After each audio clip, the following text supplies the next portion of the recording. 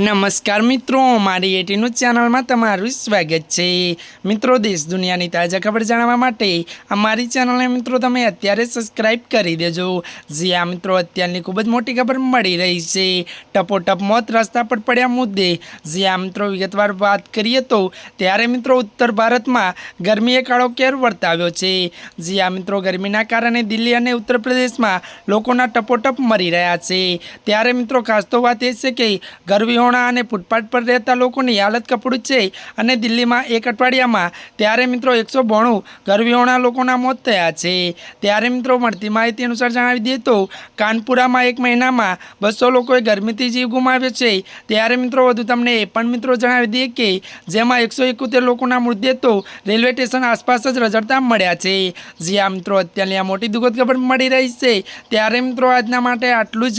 અમારી ચેનલમાં મિત્રો નવા હોય તો અમારી ચેનલને મિત્રો लाइक शेयर और सब्सक्राइब कर।